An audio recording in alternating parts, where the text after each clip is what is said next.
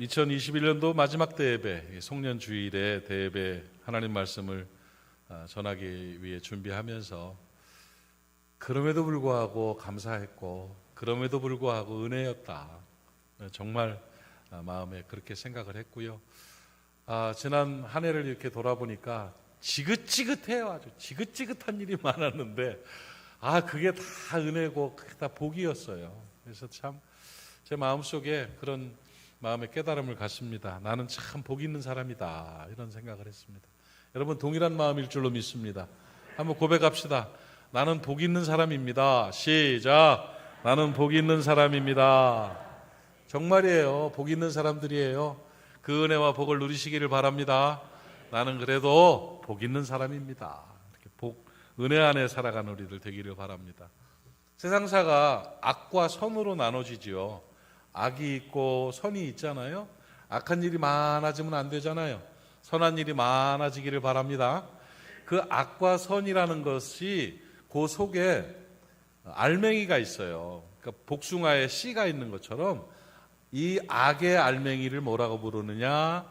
저주라고 불러요. 저주라고. 그렇죠? 선의 알맹이를 뭐라고 부르느냐? 복이라고 불러요. 복. 여러분은 악의 범주가 아니라 선의 범주에 살아가는 분들인 줄로 믿습니다. 그리고 그 선의 범주 안에 복이라는 알맹이가 있는데 그 복의 주인공이 바로 여러분이신 줄로 믿습니다. 그러니까 우리는 저주의 백성이 아니라 복의 백성, 축복의 백성인 거예요. 그래서 우리는 복 있는 사람입니다. 그래서 우리가 복 안으로 들어가서 복을 받아 누리면서 살아가야 될 줄로 믿습니다. 그 환난 가운데서도 2021년도에 하나님이 여러분을 선으로 인도하셨고 여러분을 복 있는 사람으로 인정하시고 복 주셨음을 믿으시기를 바랍니다. 이제 한 해를 보내면서 마지막 송년주일이 지나면 내년에 신년감사주일이 또 1월 달에 시작이 되는 거예요. 그 첫 주일 신년감사주일에 우리는 복 있는 사람으로 주 앞에 또 서야 될 줄로 믿습니다. 여러분 나는 복 있는 사람이고 이제 더 하나님 앞에서 복 받을 사람임을 믿으시기를 바랍니다. 우리가 어떻게 하나님 앞에서 복을 받을 수 있느냐? 지난주 중에도 계속 말씀을 드렸지만 어떤 사람이 복을 받느냐? 하나님 안에 있는 사람이 복을 받아요. 하나님 안에 있는 사람이 어떤 사람이냐? 여호와를 경외하는 자가 복을 받는다고 말씀하고 있습니다. 하나님을 경외하는 저와 여러분 될 수 있기를 바랍니다. 하나님을 경외하는 자가 복 받는다. 하나님을 경외한다는 말이 문자적으로 보면 무슨 말이냐? 공경하고 두려워한다는 거예요.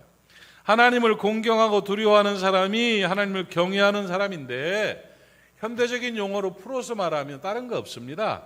하나님 사랑하고 하나님 잘 섬기는 자가 복 받는다 하는 겁니다.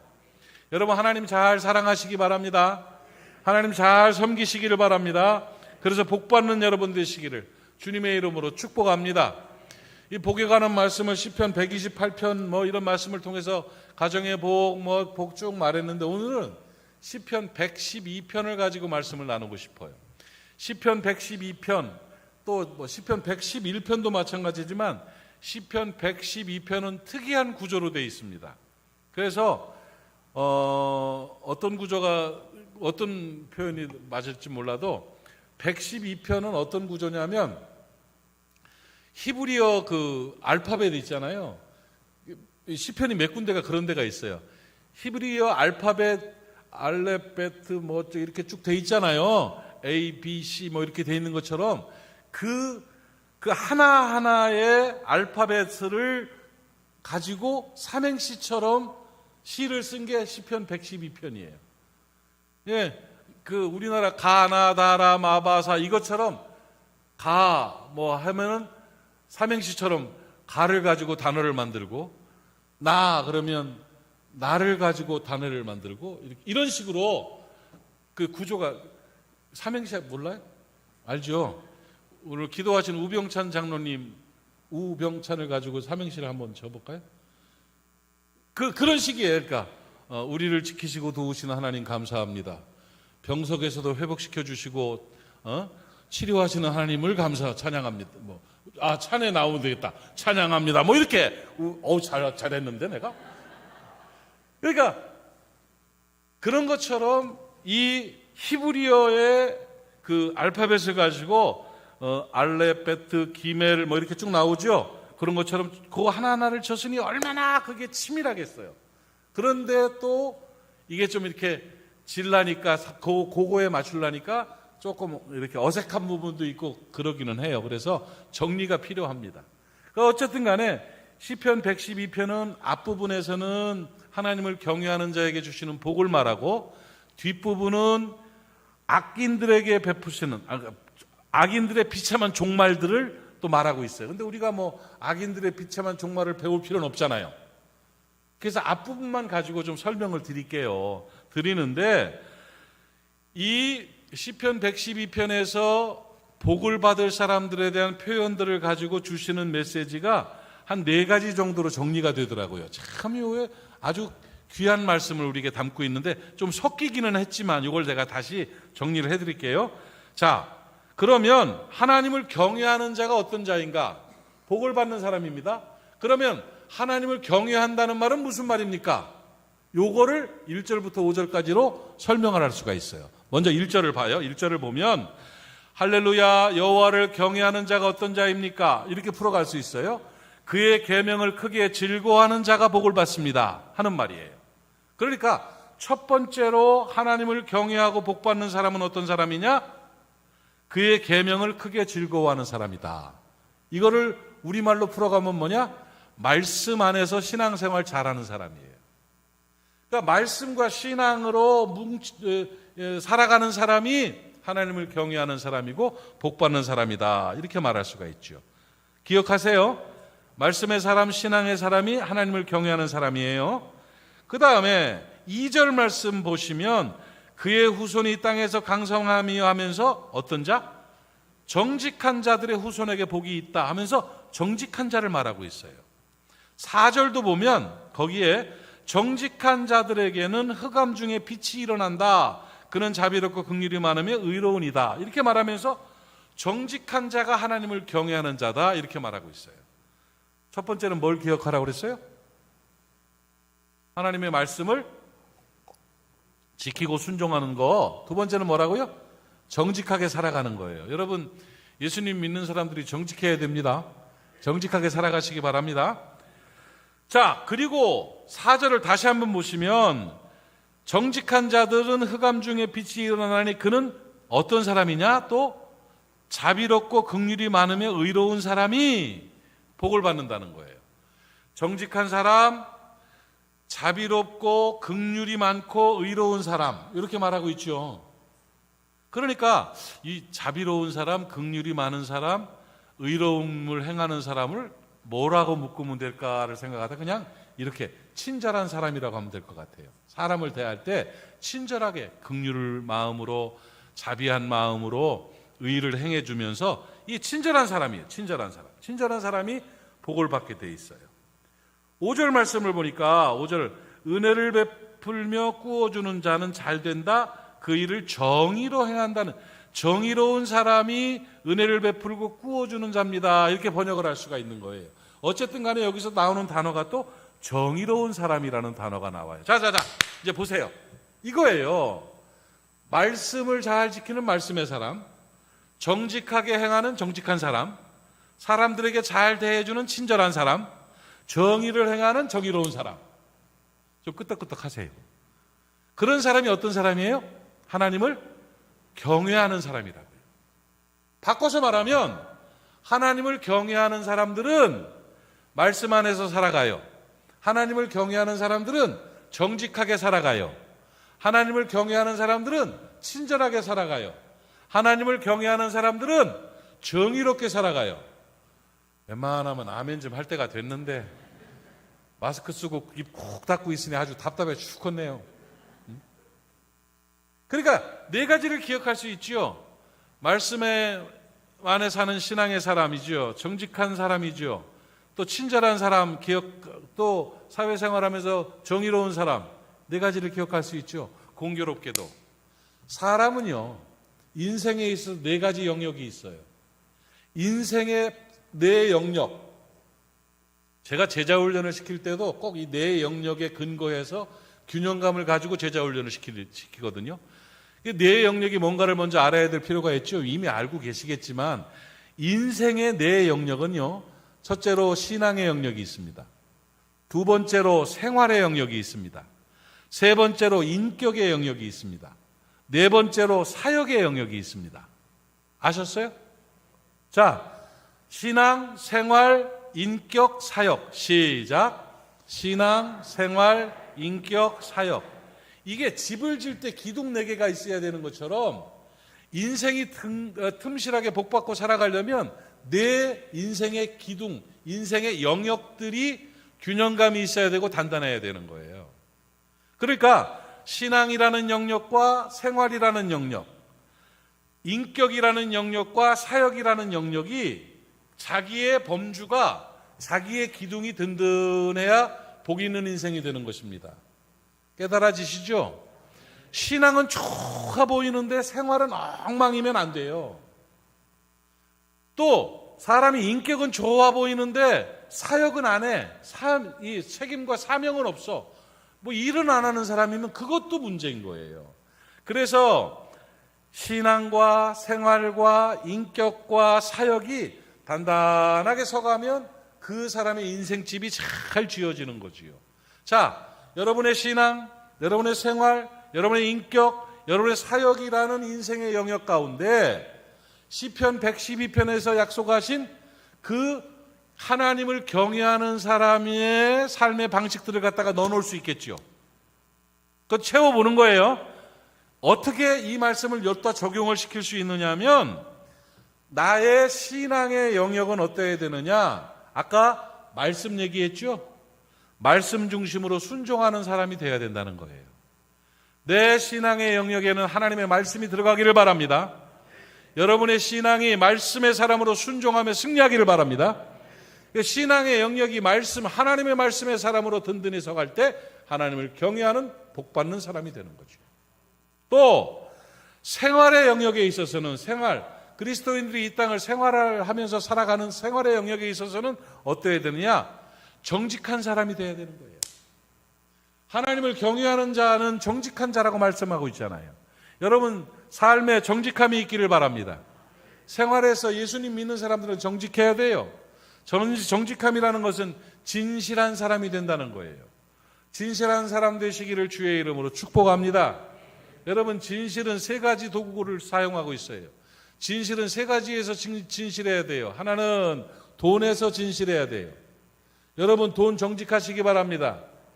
여러분 돈은 정직하게 벌고 정직하게 써야 됩니다. 돈에서 비리가 있고 불의가 있으면 안 됩니다. 헛사는 거예요. 골다공증, 인생에 골다공증 걸려서 구멍 나요. 그러니까 돈이 늘 정직하세요. 돈에 정직한 사람 하나님이 복 주십니다.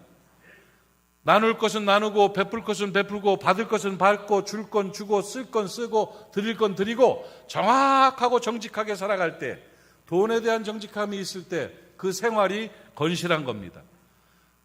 말에 대해서 정직하시기 바랍니다. 거짓말 풀어내지 마시기를 바랍니다. 함부로 말하지 마시기를 바랍니다. 확인되지 않은 것은 전하지 마시기를 바랍니다. 증명되지 않은 것은 말하지 마시기를 바랍니다. 정직함으로, 언어의 정직함으로 살아갈 때 삶에 가시가 없어요. 삶에 평강이 있어요. 말 조심하세요. 정직하게 말하고 살아갈 수 있기를 바랍니다. 그리고 또 하나가 뭐냐? 약속을 정직하게 지키기를 바랍니다. 정한 약속들이 지켜지지 않으면 그 사람은 부실한 사람이 됩니다. 그래서 생활의 영역에서는 정직함이 중요한 거예요. 그래서 정직하고 생활을 정직하게 잘 살아가면 하나님이 복 주시는 사람이 되는 것입니다. 깨달아지시면 아멘. 정리가 되지요?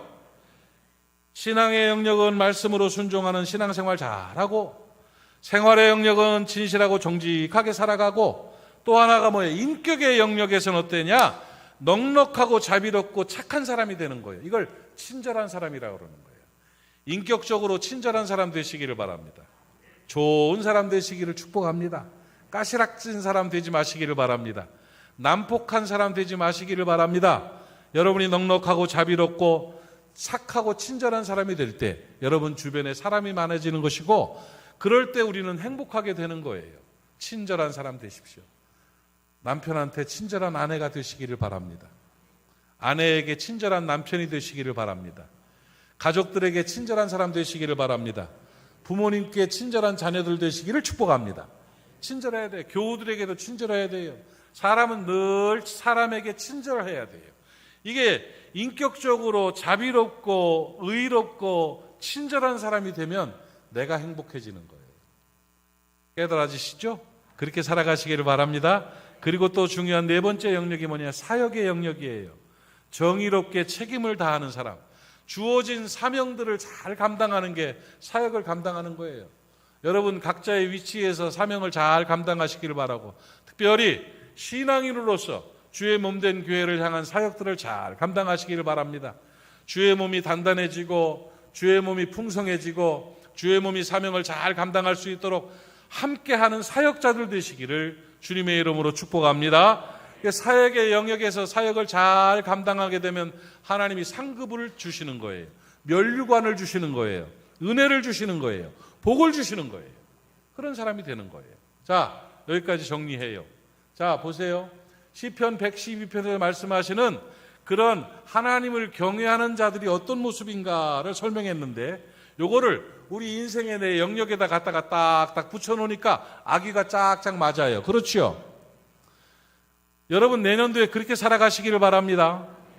신앙의 영역에서는 말씀으로 순종하며 신앙생활 잘 하시고, 생활의 영역에서는 정직하고 진실하게 살아가시고, 돈이나 말이나 약속에 있어서, 인격의 영역에서는 자비롭고 긍휼을 베풀면서 친절한 사람으로 살아가시고, 사역의 영역에서는 주의 몸된 교회를 섬기며 정의롭게 책임을 다하는 사람 되시고, 그러면 하나님이 복을 주셔요. 어떤 복을 주시는가? 시편 112편에 보니까 세 가지 복으로 이게 축약이 될 수 있더라고요. 그 복이 세 가지가 있는데 이 복을 꼭 받아 누리시기를 바랍니다. 2022년도에는 내 삶의 내 영역에서 하나님의 말씀을 잘 지키고 뜻을 잘 행하고 하나님을 경외함으로 말미암아 오늘 본문에서 약속하신 세 가지 복이 꼭 나타나시기를 바랍니다. 첫 번째 복이 뭐냐? 시편 112편 2절 말씀 보세요. 시편 112편 2절 같이 읽어요. 내 복이다 하는 마음으로 시작. 그의 후손이 땅에서 강성하며 정직한 자들의 후손에게 복이 있도다. 여러분 후손의 복이 임하기를 바랍니다. 잠언 20장 7절 말씀에서 하나님 앞에서 바르게 사는 사람들이 어떤 복을 받느냐? 온전하게 행하는 자가 의인이라 그의 후손에게 복이 있느니라. 여러분 후손의 복이 임하는 번성의 복이 나타나기를 바랍니다. 오늘보다 내일이 더 잘 되기를 바랍니다. 당대보다 후대가 더 잘 되기를 바랍니다. 내 때보다 자식 때가 더 잘 되기를 바랍니다. 이 복을 하나님을 경외하는 자에게 주신다. 이렇게 약속하셨어요. 2022년도에 그렇게 되기를 바랍니다. 이걸 번성의 복이라고 합니다.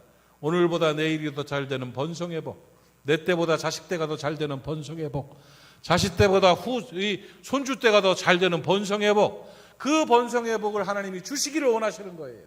그 번성의 복이 어떤 사람에게 나타난다? 나의 삶의 내 영역에서 하나님을 잘 경외하는 자들에게 나타나는 겁니다. 나는 우리 모리아 사람들이 그 복 받아 누리기를 바랍니다. 꼭 받으시기 바랍니다. 그리고 또 한 가지 두 번째로 주시는 복이 또 있다고요. 그 복이 뭐냐? 3절 말씀을 보시면 거기에 같이 읽어요. 이 복 내 복이다 하는 마음으로 시작. 부와 재물이 그의 집에 있으며 그의 공의가 영구히 서 있으리로다. 아멘. 재물의 복이 임해야 돼요. 여러분 세상살이 하면서 좋은 복 중에 하나가 재물의 복입니다. 하나님이 주시는 재물의 복을 받아 누리시기를 바랍니다. 재물의 복을 받아 누리시기를 바랍니다. 요한3서 1장 2절 보니까 이렇게 되어 있어요. 사랑하는 자여, 내 영혼이 잘된 것처럼 내 영혼이 잘됐다 하는 말은 예수 믿고 구원받아서 우리가 영혼이 살았다는 얘기예요. 내 영혼이 잘된 사람은 이라는 뜻이에요. 범사가 잘되고 강건한다는 거예요. 여러분의 범사 생활이 잘 되기를 바랍니다. 부유의 복이 나타나기를 바랍니다. 범사에 잘되고 강건해지시는 복이 나타나는 거예요. 이게 바로 부요와 재물이 그 집에 있다 하는 거예요. 여러분 어려운 경제 여건 속에서 2021년도 하나님이 도우셔서 그래도 잘 사셨죠? 2022년도에는 재물의 복이 더 나타나기를 바랍니다. 재물의 복을 뭐라고 부르느냐? 부요의 복이다. 이렇게 말. 부요하다는 말은 뭐냐면 부자가 된다는 말이고 풍성해진다는 말이고 꽉 찬다는 말이에요. 여러분, 재물의 부요함이 있기를 바랍니다. 재물의 부요함이라는 의미 속에는 어떤 말이 담겨 있냐면 돈을 많이 번다는 말뿐만 아니라 돈을 많이 버는 것보다 더 큰 복이 뭐냐? 재물에 대해서는 부요함이 있는 거예요. 누림이라는 거예요. 누림. 제가 늘 드리는 말씀이지만 세상에는 100만 원 버는 부자가 있고 1000만 원 버는 거지가 있습니다. 돈 100만 원만 벌어도 부유하게 사는 사람이 있고 1000만 원을 벌면서도 궁핍하게 사는 사람이 있습니다. 심지어 몇 억씩 벌면서도 거지들이 있더라고요. 몇 억씩 버는 거지, 돈 거지들이 있어요. 그거는 의미 없어요. 늘 부족해. 늘 허덕거려. 그런데 100만 원 정도 수입밖에 안 됨에도 불구하고 늘 만족하고 감사하고 부요한 사람들이 있다고요. 거기에 행복이 있다고요. 저는 부요의 복이 아름다운 복이라고 생각을 합니다. 돈을 얼마나 쌓아놓냐, 얼마를 벌나 이거 중요하지 않아요. 그 많이 쌓아놓으려고 그냥 아둥바둥하면서 거지같이 살면 뭐 할 거예요? 그렇죠? 주시는 거에 만족하고 번 거에 감사하면서 부요함을 누리는 게 진짜 물질의 복이에요. 그 복이 있기를 바랍니다. 여러분, 이 부요함은 감사함이에요. 데살로니가전서 5장 18절 말씀에 범사에 감사하라. 이는 그리스도 예수 안에서 너희를 향하신 하나님의 뜻이니라. 이렇게 말씀하셨죠. 그 복이 있기를 바랍니다. 그런데 부요함의 복은요, 만족과 감사가 있고요. 그 부요함, 충만하게 꽉 찬 부요함은 뭘 통해서 나타나느냐? 나눔을 통해서 증명되는 거예요. 나눔, 베풀어 주는 거예요. 여러분, 나눔이라는 말은 감사가 차고 넘치는 게 나눔이에요. 부족하면 나눠줄 수가 없어요. 부요해야 나눠줄 수가 있어요. 그런데 돈을 많이 벌어도 욕심이 많아가지고 채워지지가 않으니까 넘쳐나지를 않아 자기만을 위해서 허덕거리며 살다가 죽어요. 그런데 부요함이 있는 사람들은 꽉 차가지고 흘러 넘쳐요. 그래서 나눠주게 되고 나눠주는 사람은 더 큰 복을 받아 누리게 되고 나눠주는 사람은 행복하게 되는 겁니다. 여러분, 2022년도에는 아름다운 나눔이 있기를 바랍니다. 그러면 잘 되게 돼 있습니다. 시편 112편 5절 말씀을 보니까 은혜를 베풀며 꾸어주는, 여기서 꾸어준다는 말은 나눠준다는 뜻이에요. 은혜를 베풀며 꾸어주는 자는 잘 되나니 그 일을 정의로 행한다 말하고 있습니다. 여러분, 은혜를 베풀어주고 나누어주는 사람은 일이 잘 되게 돼 있다니까요. 풀리게 돼 있다니까요. 그 은혜와 복을 받아 누리시기를 바랍니다.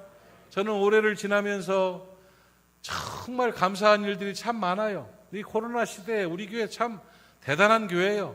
할 거 다 하면서 열매를 맺으면서 살아왔고, 징검다리도 그렇고 또 문고리 신방도 그렇고 그 어려운 때 또 떡국 만들어 가지고 600가구 돌려 떡국 그 쌀 받은 걸로 은혜 받로 떡국에서 600가구의 할머니 할아버지들한테 그냥 쫙 코로나 시대에 나눠주기도 하고, 마스크를 갖다가 막 몇만 장을 나눠 돌리기도 하고, 막 얼마나 풍성하게 얼마나 잘 살았는지 몰라. 그리고 마지막에 또 하나님 은혜로 잠비아에 우물 파주는 일, 그 1000만 원 만드는 거, 그거 1000만 원, 돈 있는 사람 1000만 원은 아무것도 아니요.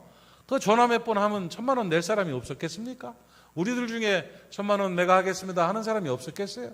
그동안 수십 개의 교회를 1000만 원씩이만 2000만 원씩 내가지고 저 동남아에다 짓고 건축하고 했는데 1000만 원 뭐 교회 재정으로라도 해가지고 할 수가 있었겠지요. 그런데 그보다 하나님이 원하시는 것은 우리 교우들 한 사람 한 사람이 함께 모으는 거라고 저는 확신을 했습니다. 6km를 걸으면서 가난하고 소외된 그 아이들, 물이 없어 죽어가는 그 아이들을 위해 기도하고, 환경 문제를 위해서 기도하고, 6km를 걷고 기뻐하면서 2만 원을 기부를 해. 그걸 모아가지고 1000만 원을 만들어가지고 잠비아에 우물을 파고 이제 시작됐어요. 가서 이제 그 돈을 월드비전을 통해서 보내가지고 이제 진행이 되는 거예요. 그 물이 터져 나오면 얼마나 좋은 일입니까? 그게 진짜 나눔이라고 저는 생각을 해요. 어떤 사람은 2만 원도 하고, 어느 사람은 5만 원도 하고 어느 사람은 50만 원도 하고 그렇게 하면서 서로 모아가면서 그렇게 하면서 1,000만 원을 만들어서 그 나눈 그 일이 하나님이 기억하실 일인 줄로 저는 믿습니다. 그리스도인의 삶은 그렇게 사는 거예요. 교회는 자꾸 나눠주는 곳이 돼야 되는 거예요. 나누고 베풀고 쓰고 돕고 할 때 주의 은혜가 임할 줄로 믿습니다. 이것이 바로 하나님 앞에서 부요함을 누리는 방법이에요. 그 부요함이 있기를 주의 이름으로 축복합니다. 2022년도에 만족과 감사와 부요가 있기를 축원합니다.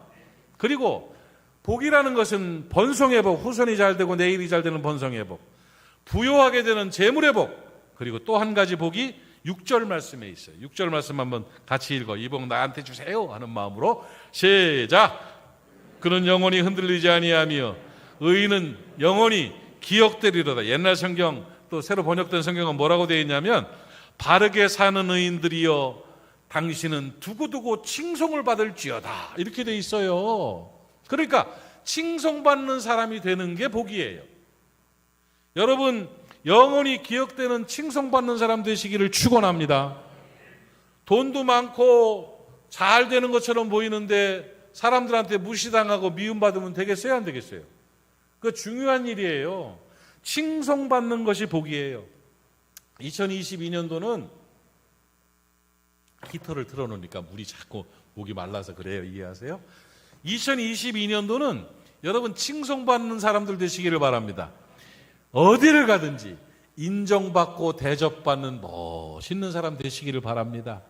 아내에게 인정받는 남편, 남편에게 인정받는 아내, 자식에게 인정받는 부모, 부모에게 인정받는 자식, 목사에게 인정받는 성도, 성도에게 인정받는 목사, 과장님께 인정받는 직원, 사장님께 인정받는 직원, 직원에게 인정받는 사장.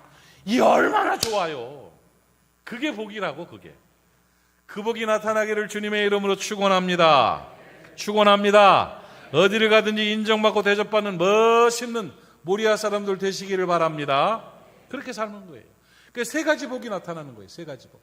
시편 112편에서 약속하신 세 가지 복이 후손의 복이요, 번성의 복, 부요와 재물이 넉넉한 부요함의 복이요, 어디를 간지 영원히 기억되고 칭송받는 칭송의 복이요. 그 복이 2022년도에 우리 교회와 성도들에게 임하기를 주님의 이름으로 축원합니다. 그러기 위해서는 어떻게 살아야 되느냐? 하나님을 경외하는 자가 되어야 되는데, 하나님을 경외하는 사람은 어떤 사람이냐? 인생의 네 가지 영역에서 그렇게 기둥을 세워가는 거예요. 인생의 신앙의 영역에서는 말씀 중심으로 순종하는 사람, 또 생활의 영역에서는 정직하고 진실한 사람, 그리고 인격의 영역에서는 자비롭고 넉넉하고 친절한 사람, 사역의 영역에서는 주의 몸된 교회를 섬기며 정의롭게 책임을 다하는 사람, 그 복된 사람이 여러분 되시기를 축원합니다. 기도합시다. 하나님 아버지, 오늘 마지막 주일에 주께서 강단을 통해 선포하신 이 말씀이 저들의 삶에 능력되기를 원합니다.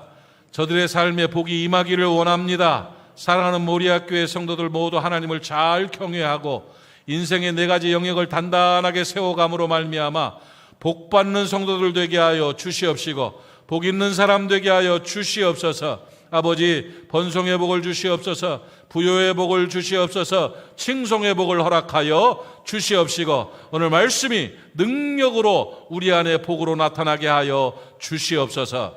예수님의 이름으로 기도하옵나이다. 아멘.